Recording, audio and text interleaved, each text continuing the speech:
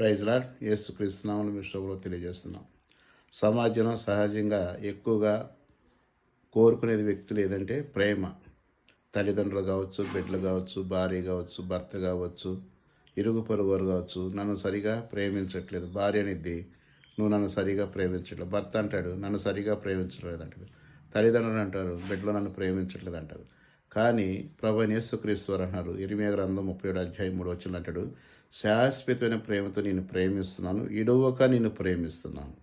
ఒకవేళ ఈ లోకంలో ప్రేమించారంటే వారికి ఇష్టమైన నాళ్ళు ప్రేమిస్తారు, వారికి కష్టమైతే వదిలేస్తారు. కానీ ప్రభువైన యేసుక్రీస్తు వారు అంటున్నారు, శాశ్వతమైన ప్రేమతో ఇడువక నేను ప్రేమిస్తున్నాను కనుక నీ పాపం పరిహార నిమిత్తమై బలియాగం చేశాను. అది కలవర శిలువలో రక్తం కాచి ఆ రక్తం ద్వారా మన పవిత్రంగా చేశాడు. అందువలన దేవుడు శాశ్వతంగా ప్రేమిస్తున్నాడు. ఆయన ప్రాణం పెట్టాడు మన కొరకు.